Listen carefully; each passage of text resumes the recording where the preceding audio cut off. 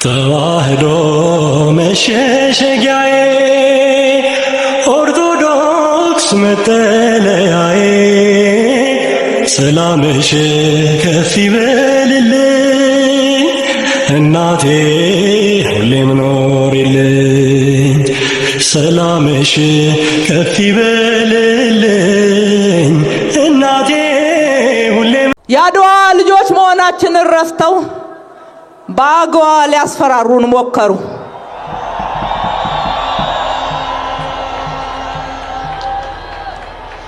አድዋ ነፃነት ነው፣ አገዋ ግን እርዳታ ነው። በስመ አብ ወወልድ ወመንፈስ ቅዱስ አሐዱ አምላክ። ሰላም ተወዳጆች እንደምን አላችሁ? እኔ እግዚአብሔር ይመስገን በጣም ደህና ነኝ። ተወዳጆች እንዴት ናችሁ? እንግዲህ ዛሬ ጠቅላይ ሚኒስትሩ በፓርላማ ውሏቸው በሰኔ 30 የምን አበሳ ሲባል እንደሰማችሁት አሁን ደግሞ የሀገር አበሳ ለሆነው ሪፖርታቸው አንዳንድ ነገሮችን ልቃኝላችሁ ብዬ አስቤያለሁ። ተወዳጆች እኔ በንጹህ ሕሊና እንድትሰሙኝ የምፈልገው ስቃወም በምክንያት ስደግፍ በምክንያት እኔ የሰው ጠላት የለኝም። በሐሳብ ልዕልና እማመን አንድ ኩሩ ኢትዮጵያዊ ደግሞም በእምነቴ ኦርቶዶክሳዊ ነኝ። እያንዳንዱ ትውልድ ማጤን ያለበት የማቀርበው መረጃ በመረጃ ነው መገንዘብ ያለበት። እኔ የጠቅላይ ሚኒስትሩ ሪፖርት ለምሳሌ ስለ ብድር በተመለከተ እርስ በራሱ መቼም ይሄ የጀዘበ የፓርላማ ህዝብ ምኑንም ማቅ የጀዘበ እውነቴን ነው የምነግራቸው። የጀዘበ እንዳልኳቸው የብልጽግና ፓርቲና የብልጽግና ወንጌል አገርን የት ይዟት እንደሚገባ በቅርብ ጊዜ ታያላችሁ ማለት ነው። ግን በሐሳብ ልዕልና ማመን ትልቅ ነገር ነው። ብንያም የሚቃወመው በምክንያት ነው ወይስ ያለ ምክንያት ነው? ጭፍን ጥላቻ ነው ወይስ በመረጃ ነው እየተቃወመ ያለው ብላችሁ እንድታስቡ ከወዲሁ አደራላለሁ። እኔ እንግዲህ ፓርላማ በጣም ነበር የምከታተለው። ያው እንደምታውቁት በመለስ ዜናዊ ነው ፓርላመንቶቻችን እንደው እንትን ያሉት። እኔም እንግዲህ 20 ቤት ነበርኩ። የፓርላማ ውሎን ስሰማ 20 ቤት 30 ቤት እያልኩ ዛሬ 50 ልደፍን ነው እና ኢንተረስት ነው የነበረ ፓርላማ የምሰማው ማለት ነው። እና በፓርላማ ውስጥ የነበሩት የተፎካካሪ ፓርቲዎች ንቁ ተሳትፎ እነ ቡልቻ ደመቅሳ ዋው፣ እንደ ዛሬው ሳይበላሽ እንደ መራራ ጉዲና እንደነ ልደቱ አያሌው ኧረ ስንቱን፣ አንድ ደግሞ 50 አለቃ ኧረ ስንቱን እነ ፕሮፌሰር በየነ ሳይል መጠመጡና በብልጽግና ኮቱ ሳይገቡ እያንዳንዱን ነገር የማገናዘብ ነው። በዚህ አጋጣሚ እንግዲህ ያው መለስ ዜናዊ ምንም የቻይና ርዕዮተ ዓለምን ይዞ ከጫካ ወጥቶ አገር የመራበት መስሎት ያደረጋቸው አያሌ ስህተቶች ቢኖሩም እንደ አንድ ኢትዮጵያዊ ግን በአመራር ጉዳዩ ላይ ያደረገውን ነገር ከነዚህኞቹ ሳስተያየው በብዙ ይልቅብኛል። ይሄንን እንግዲህ ብዙዎቻችሁ ላትስማሙ ትችላላችሁ። እኔ ግን እስማማለሁ። ምክንያቱም መለስ ዜናዊ ፐርሰናል ማንነቱ ያለው ፌክ ሊደር እንዳይሆን ለክፋትም ለተንኮልም ቢሆን ሪያሊቲን አጣሙት ምንም ይፈጽም ነበረ። እንደና አብይ አይደለም በነገራችን ላይ። ከዛ በተረፈ እንግዲህ የማወቅ ልኩን የመማር ልኩን እያንዳንዱ ነገር በራሳችሁ እንድትመዝኑ ይሁን እና በጣም አድናቂ ነበርኩ። የፓርላማ ውሎ በጣም አድናቂ ነበርኩ። ፓርላማው ሲጀመር ኢንተረስት ዶኝ የነበረ በእውነት የምነግራችሁ ስራ ቦታ እንኳን ካለው የሆነ ቦታ እንኳን ካለው ስራዬ ብዬ ነው ቁጭ የምሰማው ማለት ነው። እንትኑ አይደለም አንደኛ እንደ ሀገር ነባራዊ ነገሮች ምናምን ባይደዌ እንደው ልዩ ፓርላማ እናደርገዋለን ብሎ አብይ አህመድ አስቦ ነበረ። ግን እንደምታውቁት የውሸት እምነትና የውሸት አስተዳደር በቃ የውሸት አሁን እንዳልኳችሁ ነው። ፓርላማውን ባዶ ነው። እያንዳንዱ ነገር ኮንትራዲክት የሚያደርግ ነው። ክህደት እንትን ያለበት ነው እና መሰል ነገሮችን እና አሁን ግን ምንድነው ቅንጥብጣቢውን የፓርላማ ውሎ ብቻ አይደለም የምሰማው ካለፈ በኋላ ቅንጥብጣቢውን አይቼ እስቲ ወደ ዋናው ልግባ ብዬ ሙሉን ለመመልከት ሞክራለሁ። አፍራለሁ እንደ አንድ ኢትዮጵያዊ እስከ መቼ በውሸት እቺ ሀገር ትናጣለች ብዬ አስባለሁ። እና ትውልድ አሁን ለምሳሌ ሰሞኑን ጠቅላይ ሚኒስትር አብይ አህመድ ስለ ኢኮኖሚው ስለ ብድር የተናገሩት ነገርን እውነት ለመናገር ከአህመድ ሺዴ ጋር አብረው አንድ ሀገር አይደሉም እንዴ ብዬ አስባለሁ። ለምን ከ3 ሳምንት በፊት ወደ ፓርላማ ቀርቦ አህመድ ሺዴ የተናገራቸው ንግግሮች አሉ። እዳችን ባይ ዘ ዌይ የኢትዮጵያ መንግስት ጥቂትም ቢሆን ብድር አግኝቷል። የዛሬ 3 ዓመት ገና አልተፈጸመም እንጂ አለ። ግን አበዳሪ አገራት የረጅም ርቀት ብድርንና የአጭር እንዲሁም ድጋፍ የሚባሉ ነገሮቻችን በምን ላይ የተመሰረቱ ናቸው? መቼም መሀይሞችን ማታለል ትችላላችሁ። ግን እንደው የኢኮኖሚስቶቹም እንግዲህ ኦልሬዲ ፈዘው በአንድ በሌላ ደግሞ የከፋቸው ቀስ ብለው ገለል ብለው እጃቸውን አጣምረው እስቲ እንያት ምንም አናመጣም ብንናገር እናልቃለን ስለሚሉ ሁሉም ዝም ብለዋል። ምሁሮቹ በቤታቸው ቁጭ ብለው አንዳንዶቻችሁ በእውነት ለመናገር የስኳር በሽተኛ ሆነው የተለያየ በህመም ውስጥ ሆነው ጤናቸውን እየተንከባከቡ ነው። እና እናንተ እንግዲህ የፌዝ ሙቭመንት አቀንቃኞች አየር እየጎሰማችሁ እንደፈለጋችሁ እየዋሻችሁ ህዝቡን ታደናግሩታላችሁ። ግን እስቲ ከነገሬ ጅማሬ በነገር ጎተጎትከን እንዳትሉኝ እስቲ ጋሽ ቡልቻ ደመቅሳን እንግዲህ ነፍስ ይማር ብለናል። የዛሬ ዓመት ግድብ ነው ያረፉት። እስቲ ጋሽ ቡልቻን እንስማው የፓርላማው ነው። በመቀጠል የተከበሩ አቶ ቡልቻ 2 ደቂቃ አሉት። ህዝቡን መሳቅ ጀመረ ገና። አመሰግናለሁ ክቡር አፈ ጉባኤ፣ ክቡር ጠቅላይ ሚኒስትሩን እኔም አመሰግናለሁ በማዕከላችን ተገኝተው ሪፖርት ስለሰጡ። ከእኔ በፊት የተናገሩት በተለይም ዶክተር መረራ የተናገሩት 100% የኔን አስተሳሰብና አስተያየት ስለሚገልጽ 2 ደቂቃ ዛሬ ይበቃኛል ብዬ አምናለሁ። አንዳንድ ጥያቄ ብቻ ለመጠየቅ ፈልጋለሁ። ጠቅላይ ሚኒስትሩ መንግስቱ ደጋግሞ ኢትዮጵያ በ110 በ111 አድጋለች ይላል። እኔ እሳቸውም የኢትዮጵያ ኢኮኖሚስቶች ሁሉ ያውቃሉ። በ111 ማደግ ማለት ተአምር ነው። ይህን ተአምር የሰራችው ቻይና እንዲያውም አሁን እየሰራች አይደለም፣ ታይዋን፣ ደቡብ ኮሪያ ናቸው። እንዴት ኢትዮጵያ በ111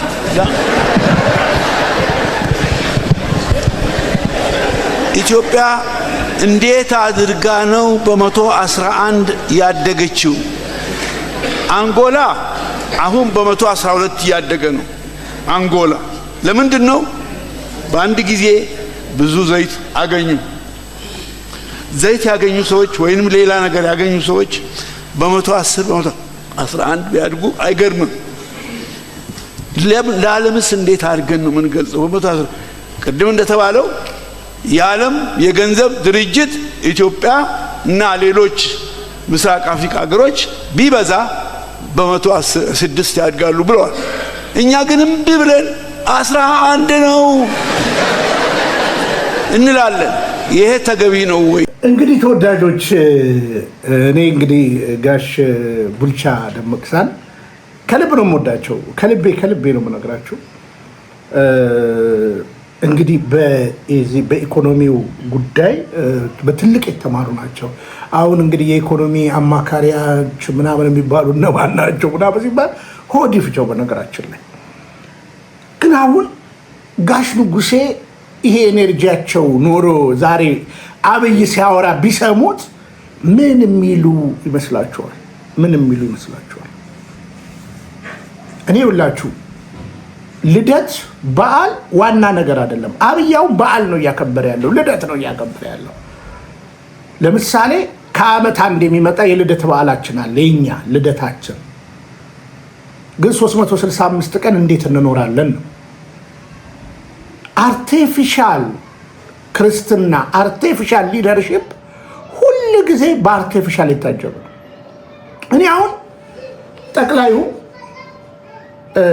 በመጀመሪያ ሁላችሁም እንድታስቡ የሚያስፈልገው የአህመድ ሺዴንና የጠቅላዩን ንግግር ልክ አሁን ሰሞኑ እንደሰራሁላችሁ የአዳነችና የጠቅላዩ ንግግር የኢታማጆር ሹሙና የጠቅላዩ ንግግር ብዬ ልክ ለንጽጽር እንዳስቀመጥኩላችሁ፣ በነገራችን ላይ ራሱ ከሚናገረውም ጋር ይጋጫል።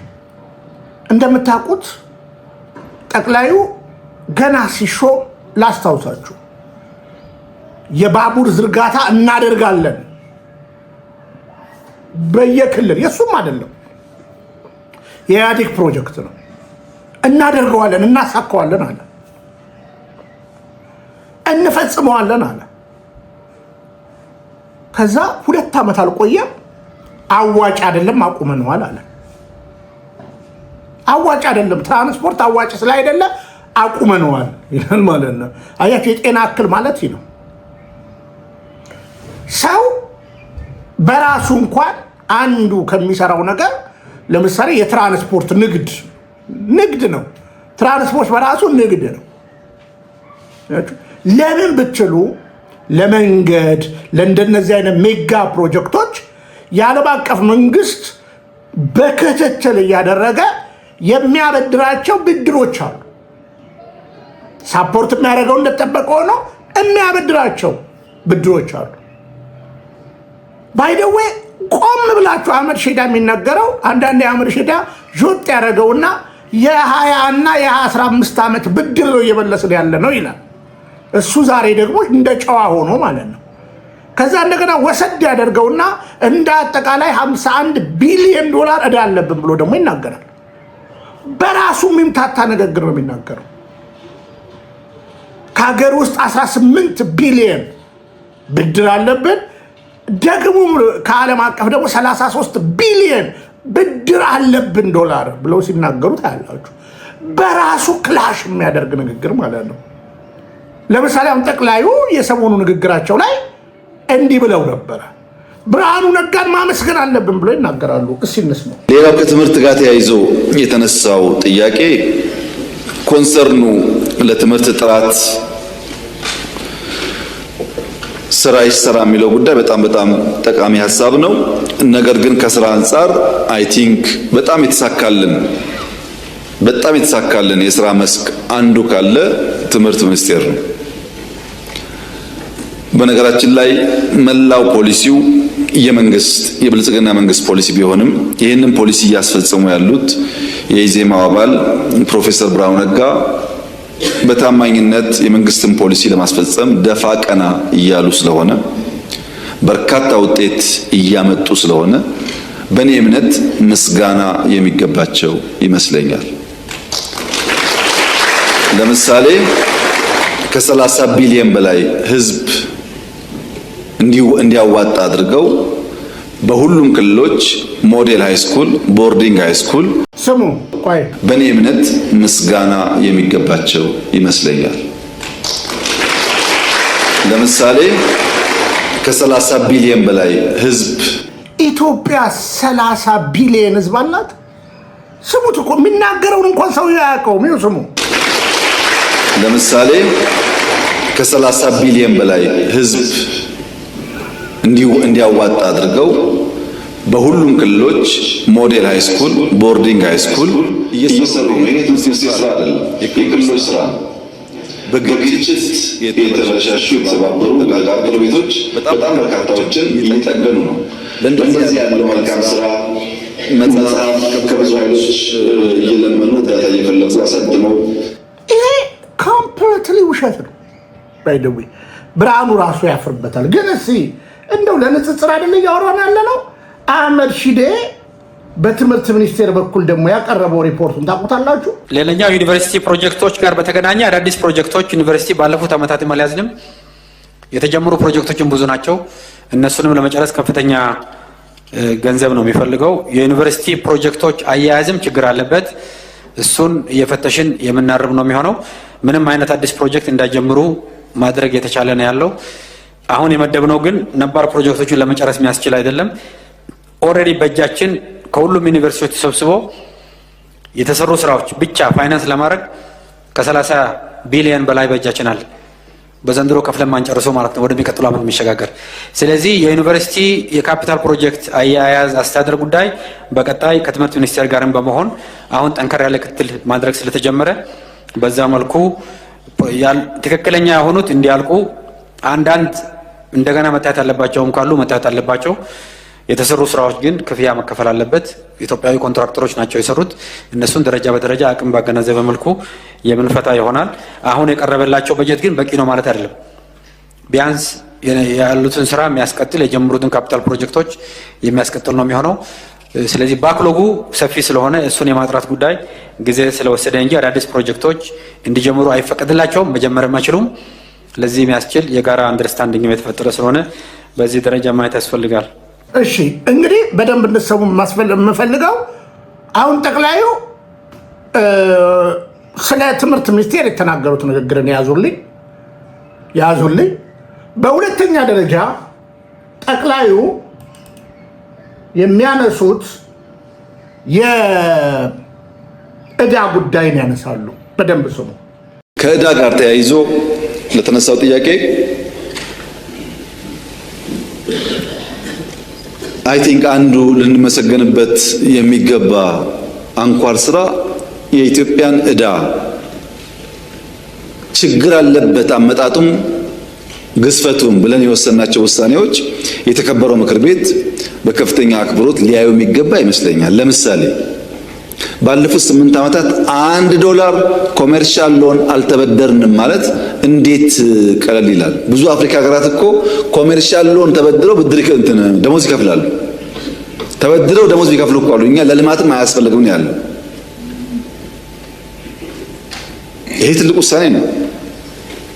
ታስታውሳላችሁ የዛሬ ዓመት ገደማ ኢትዮጵያ ዕዳ መክፈል አቅቷት ዲፎልት አድርጋለች የተባለው ቅድም የተነሳው የዩሮ ቦንድ ጉዳይ ያኔም ተናግሬ ያለው ኢትዮጵያ መክፈል አቅቷት ሳይሆን እነዚያ ዕዳዎች በድርድር መልክ መያዝ አለባቸው የሚል እምነት ነበረን ብያቸዋለሁ። አበዳሪዎቻችንም እናመሰግናለን። ተሳክቶልን ዩሮ ቦንድን ጨምሮ ከብዙ አበዳሪዎቻችን ጋር ተስማምተናል። ምን ተስማማን? የዕዳ ሽግሽግ ማለት ምን ማለት ነው? ኢትዮጵያ የነበረባት ዕዳ ከአጠቃላይ ጂዲፒዋ ሲነጻጸር ከ50% በላይ ስለነበረ ቀይ ውስጥ ገብታ ተጨማሪ ብድር ብትወስድ ለመክፈል ትቸገራለች ነበር ክርክሩ። በሰራነው ሪፎርም በአፍሪካ ውስጥ ገዘፍ ያለ ኢኮኖሚ ካላቸው ግሪን ከገባ ኢኮኖሚ ውስጥ አንዱ የኛ ነው። ምን ማለት ነው? የኢትዮጵያ ብድር ከ45% በታች ሆኖ ኢትዮጵያውን በምታመነጨው ሀብት ልትከፍል ትችላለች የሚል እምነት በትላልቅ የፋይናንስ ተቋማት ታምኖበት ማለት ነው። እንግዲህ በደንብ እንድታስተውሉ ፈልጋለሁ። በነገራችን ላይ ይሄ ህዝብ አያውቅም ብለህ የእምነት ቃል አራማጅ መሆን መብት ነው። ይህ ህዝብ እንደው በቃ ሰልችቶታል፣ ትቶኛል ብለህ እንደፈለክ ማውራት ትችላለህ። ግን አናት ላይ ሲመጣ በደንብ ስሙኝ፣ አናት ላይ ሲመጣ ገፍቶ ሲመጣ ያኔ እችን ቀን አስታውሷት። ለአብይ የቀለለው ለአብይ የዋሸው ነገርን ያኔ ምን እንደሚል ታዩታላችሁ ማለት ነው። አሁን ከ3 ሳምንት በፊት አህመድ ሺዴ በትንሹ ነው የምነግራችሁ፣ በኋላ ነገ እመጣላችኋለሁ የንግድ ባንኩንም መሰል ባንኮችንም ማለት ነው። አህመድ ሺዴ በፓርላማ ቀርበው የተናገሩትን ላሰማችሁ፣ ከዛ ወደ ንግድ ባንክ እመጣለሁ። የአንደርስታንዲንግ ችግር ስላለ በደንብ ምክር ቤቱ እንዲያውቀው በቁጥር ባስደግፍ ጥሩ ይመስለኛል። ዘንድሮ ተደግፎ የቀረበው የካፒታል በጀት 568.2 ቢሊዮን ነው። ማህበራዊ ድጎማዎች ተቀንሰው፣ ዕዳ ክፍያ ተቀንሰው፣ ስራ ማስኬጃ የሚባለው ደሞዝ፣ አበል፣ ጥቅማ ጥቅም ነዳጅ ምናምን አላቂቃ በተክላላ የሚባለው አክቹዋል መደበኛ ስራ ማስኬጃ የሚባለው 170.8 ቢሊዮን ነው። ከትክክለኛው የስራ ማስኬጃ በጀታችን በከፍተኛ እጥፍ ያለው ካፒታል በጀት ነው ተደግፎ የቀረበው። መደበኛ የሚለው አጠቃላይ አጠራር ሁሉንም ስለሚመለከት ነው። መጠባበቂያም እዛ ውስጥ ነው ያለው፣ የማዳበሪያም እዛ ውስጥ ነው ያለው፣ የነዳጅም እዛ ውስጥ ነው ያለው፣ ማህበራዊ ድጎማዎቹ በሙሉ እዛ ውስጥ ነው ያሉት፣ ከካፒታል ውጭ ያሉት በጠቅላላ ማለት ነው። ዕዳ ክፍያም እዛ ውስጥ ነው ያለው።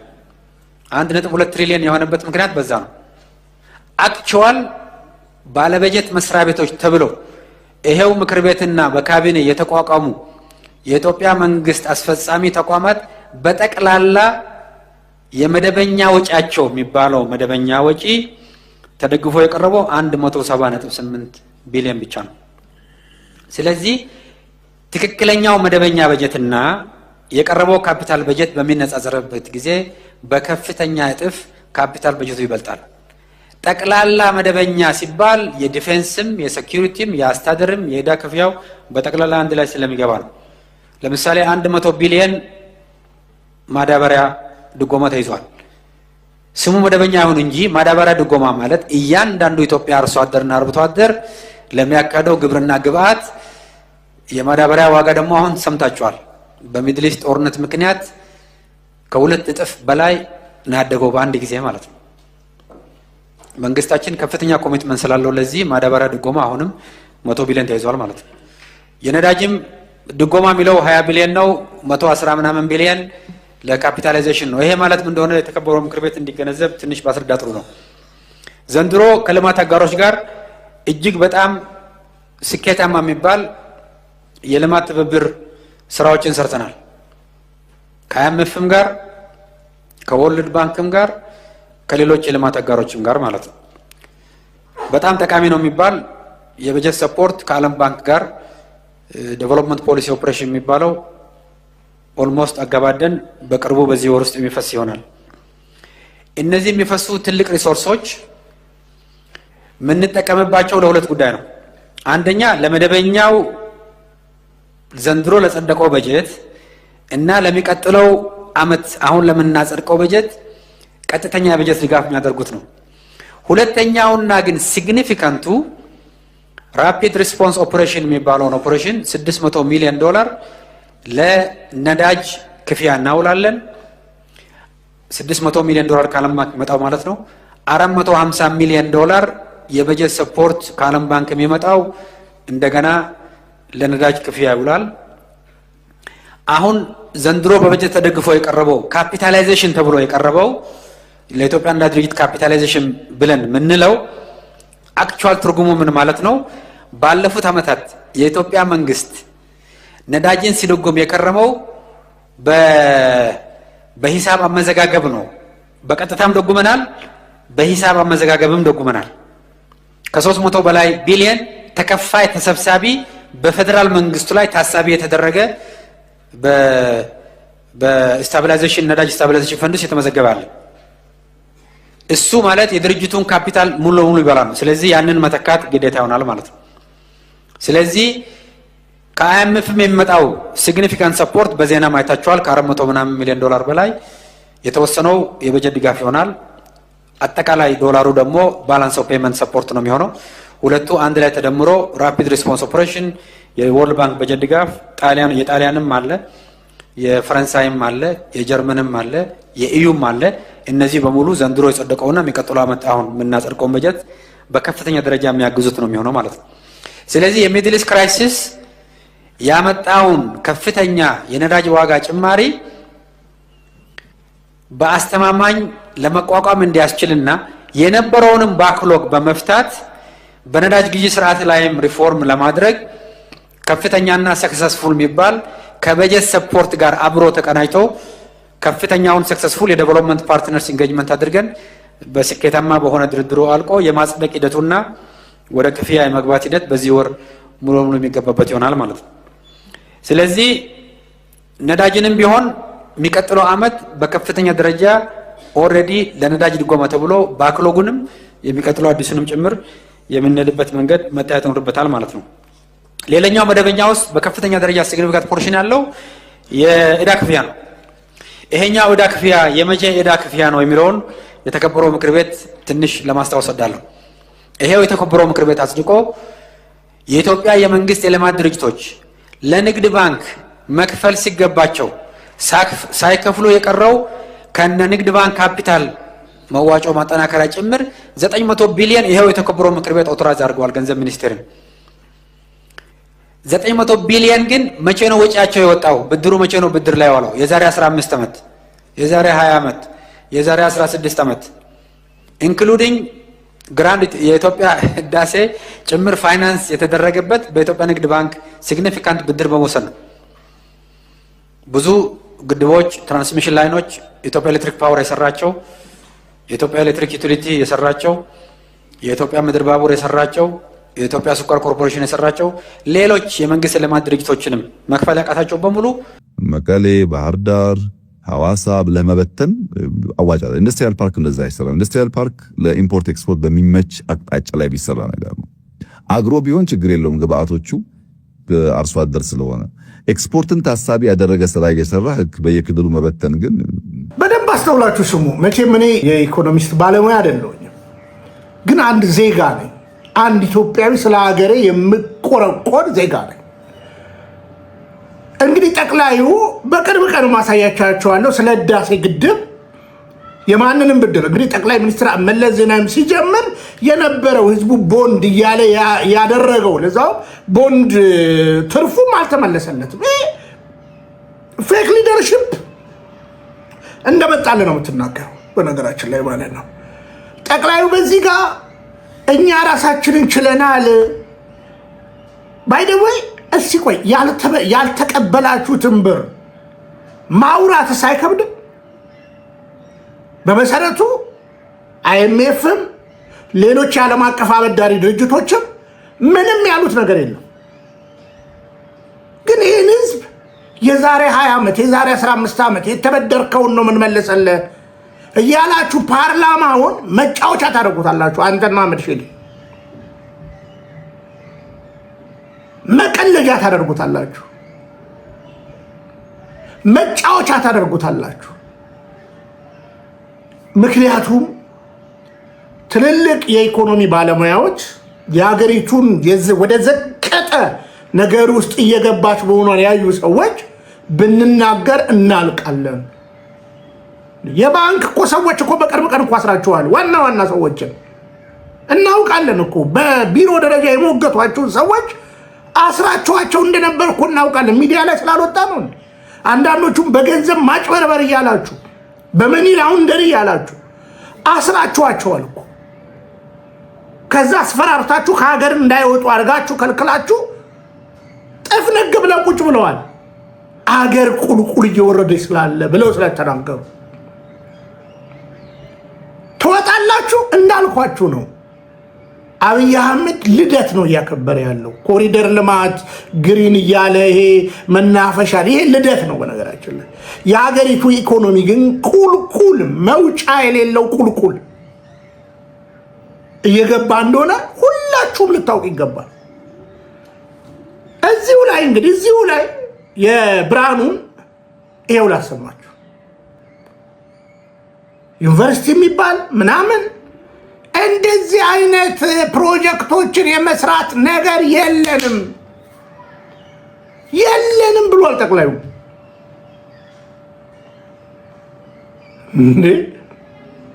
እኔ አንዱን ልንገራችሁ። በትግራይ ክልል በአማራ ክልል አያሌ ትምህርት ቤቶች እኮ ወድመዋል። አሁን ትምህርት አለ እያልክን ነው እንዴ? ኢትዮጵያ ውስጥ በአግባቡ እንኳን ያለውን እንኳን ማስተዳደር አልቻላችሁ። ለብርሃኑ ነጋ ጭብጨባ ይገባዋል ትለናለህ። ማይም ያጨብጭብ። ብርሃኑ ነጋ ቁልቁል ሀገርን ከወሰደ ባለድርሻ አካል አንዱ ነው። ድንቄም ኢኮኖሚስት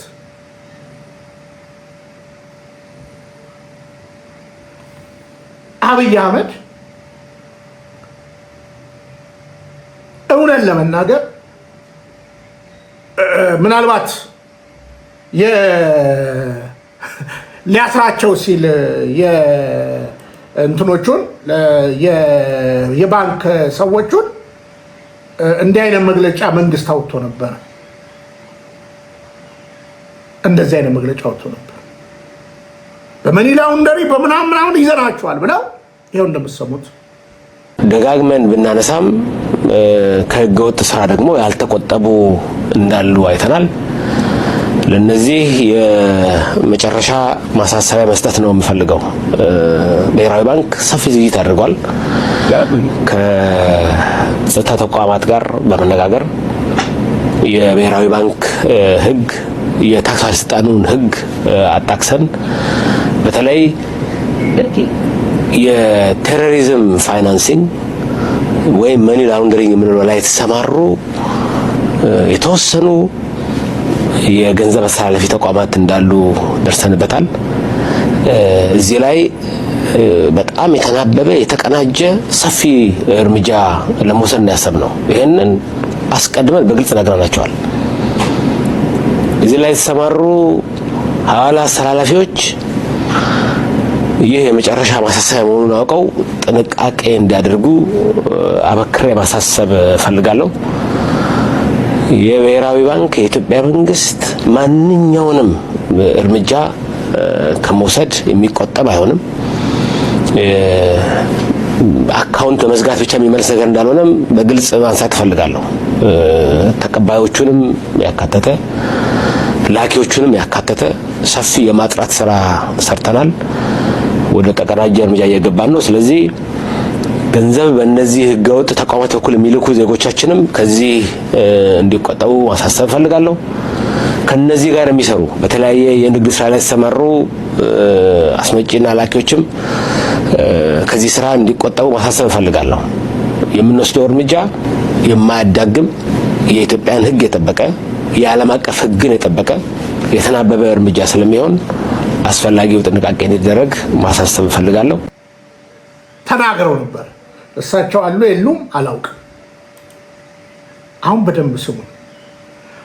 ባንኮች አሁን ምን እየሰጡ ነው?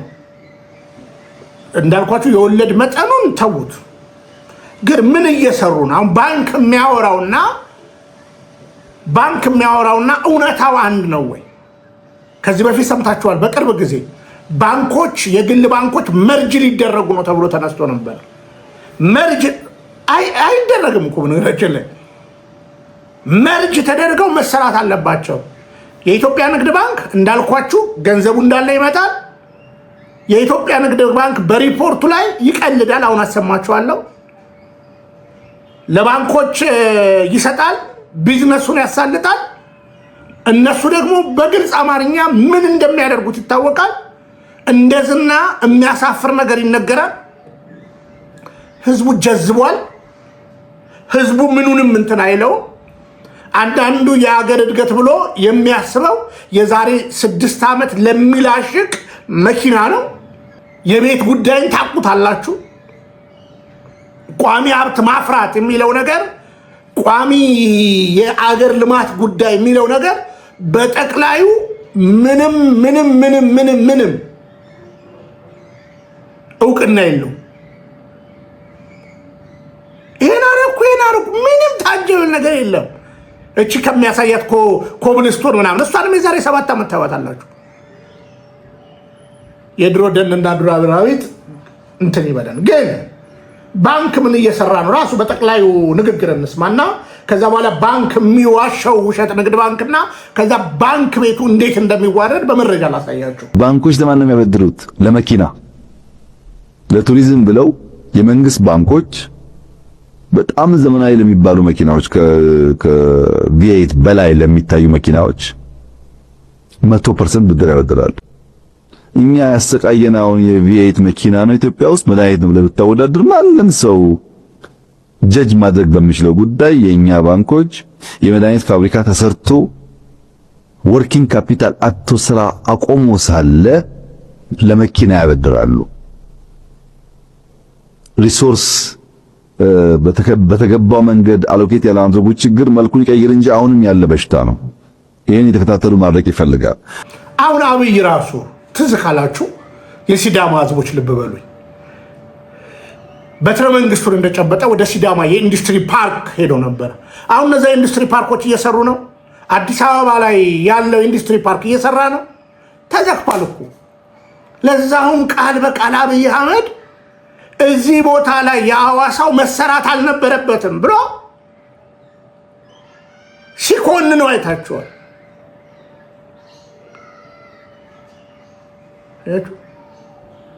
የኢንዱስትሪ ፓርክ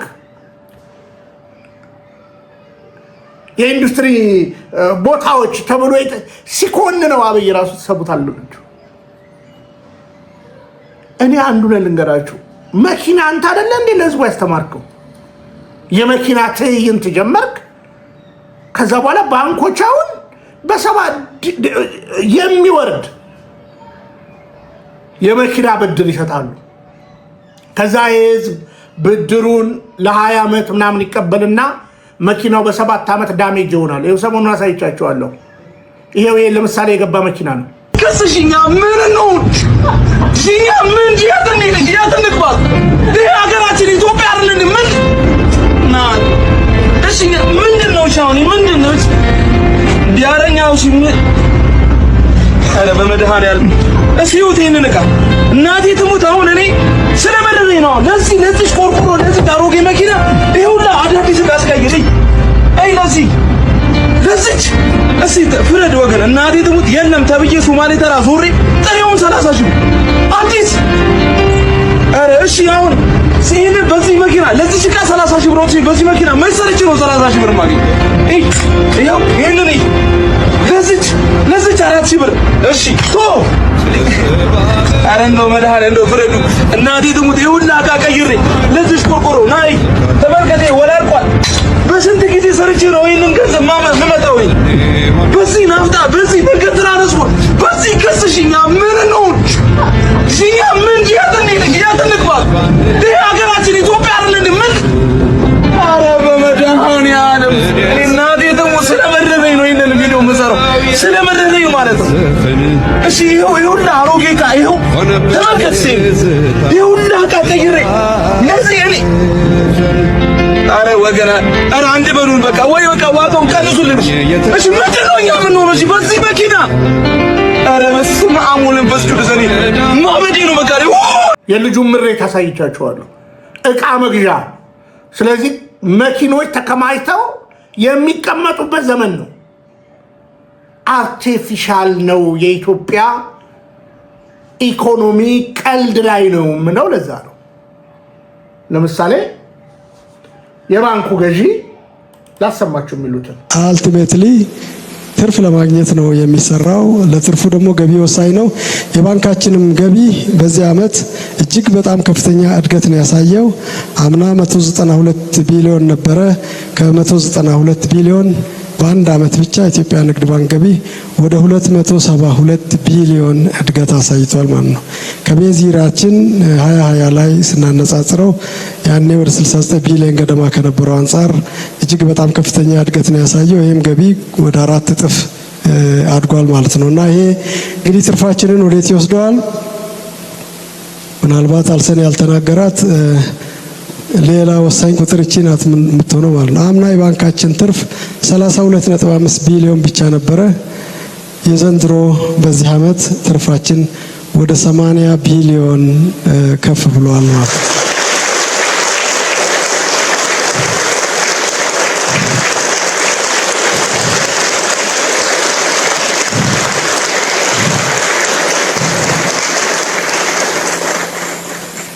እንኳን ደስ ያላችሁ። ከዚች ድርሻ ያላችሁ መሰለኝ።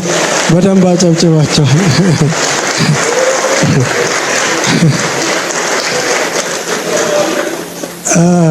ቀስቷን በደንብ ሰርታለች። አጋጣሚ ሆኖ ታርጌታችን 80 ቢሊዮን ነው። አናቷ ላይ ነው ቁጭ ያለችው 80 ቢሊዮን። እንኳን ደስ ያላችሁ። 146% ግሮዝ ያሳየ ነው። ከአምና 32 ጋር ሲነጻጸር እንግዲህ ከእጥፍ በላይ እድገት ያሳየ ነው ማለት ነው። ስለዚህ ባንካችን ወደሚገባው የትርፍ መስመር ተመልሷል ማለት ነው። ከዚህ በፊት በነበረን ሁኔታ ብዙ ኦፕሬሽን እንነዳለን፣ እናገላብጣለን። መጨረሻ ላይ ያለችው ትርፍ የአንድ ትንሽ ተቋም ትርፍ ነው ስትሆንብን የነበረው። አሁንም አልደረሰም፣ ግን የኢትዮጵያ ንግድ ባንክን የሚመስል ትርፍ ስለመጣ እንኳን ደስ ያላችሁ ማለት ፈልጋለሁ። እንግዲህ ይሄ ሰው ከአዋሽ ባንክ ነው ወስዶት ንግድ ባንክ ላይ ያስቀመጠው አብይ አህመድ። ግን ሪፖርተርስ ምን አለ? ሰላም። ዛሬ እንግዲህ ዘሪፖርተር ባወጣው መረጃ መሰረት ናሽናል ባንክ ወይም ብሔራዊ ባንክ ባለፈው ዓመት ከዶላር ኤክስቼንጅ ጋር በተያያዘ ከ445 ቢሊዮን ብር በላይ እንደከሰረ ኤምኤስሲ የተባለ የኦዲት ሰርቪስ ከአይኤምኤፍ ጋር ፓርትነርሺፕ ያለው ኦዲት ሰርቪስ እንዳሳወቀ ሪፖርት አድርጓል። ይሄም ነገር እንዴት እንደሆነ ኢንተርናሽናል እዳዎች ምናምን ጋር በተያያዘ ነውና ኢማጂን 445 ቢሊዮን ብር የኢትዮጵያ ብሔራዊ ባንክ ባለፈው ዓመት ከሰረ። ህጉን ማን ያወጣው? እነሱ። ምን እንላለን ብቻ እየተከረምን አይሮን በጣም ያናድ ዜና እንደ እውነቱ ከሆነ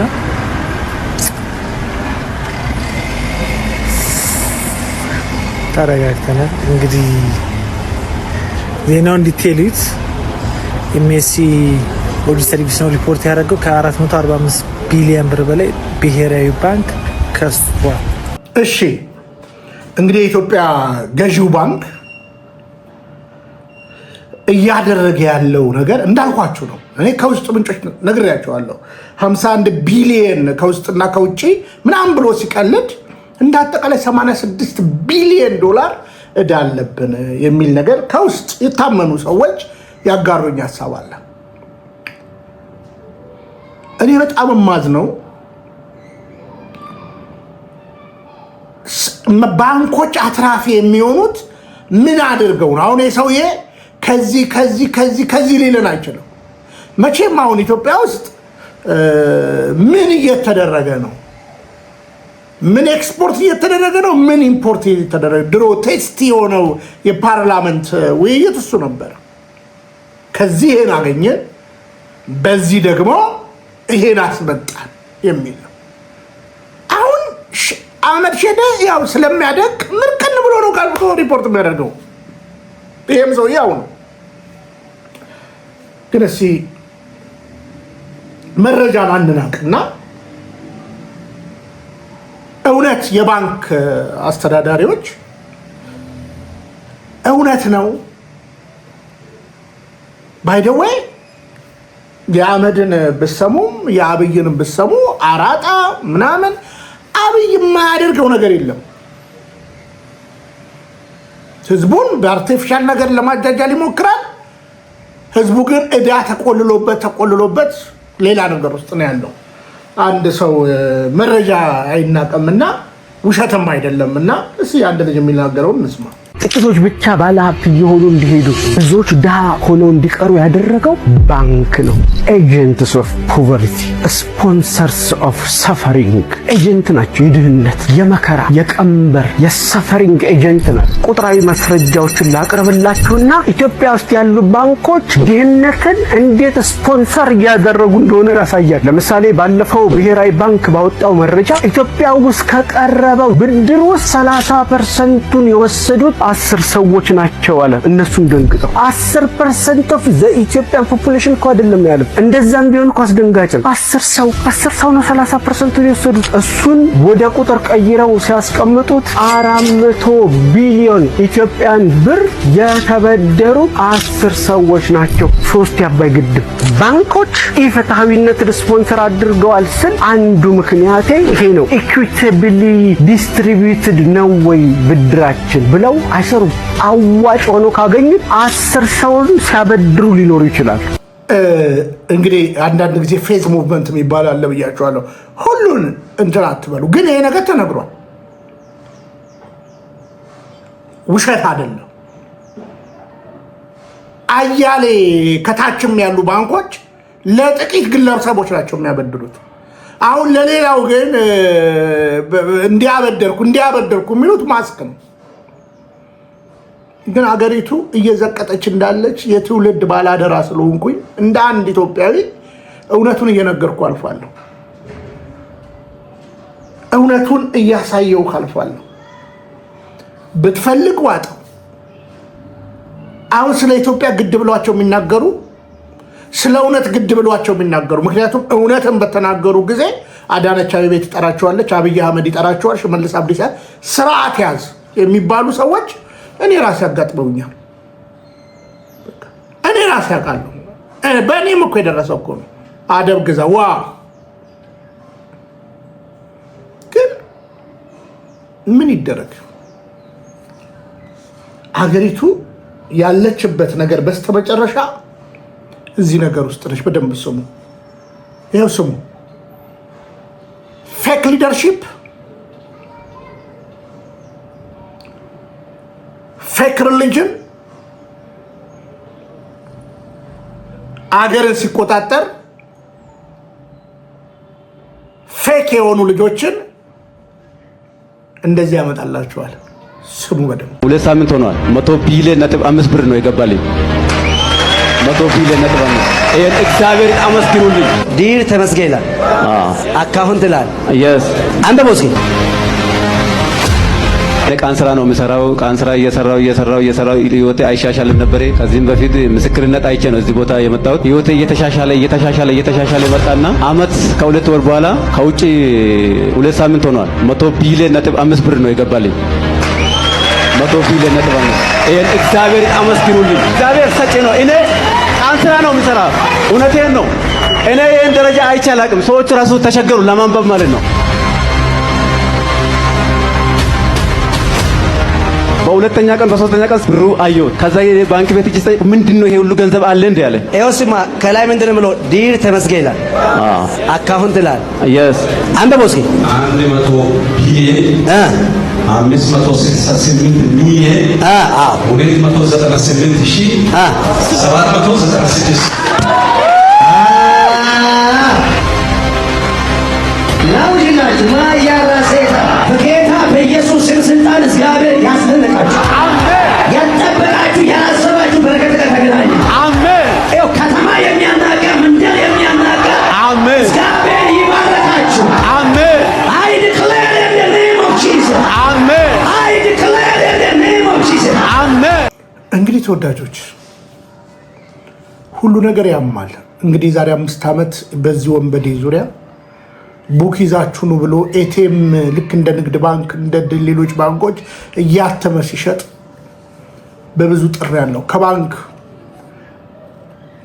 ዋና መሪዎች ጋር ተደዋውዬ ተነጋግሬያለሁ። ባንኩም ይሄ ነው፣ መንፈሳዊ የሚመስል አጋንንታዊ ልምምድ ይሄ ነው፣ መንግስትም ይሄ ነው። ግን እድሜ ከሰጠን ሁሉን እናያለን።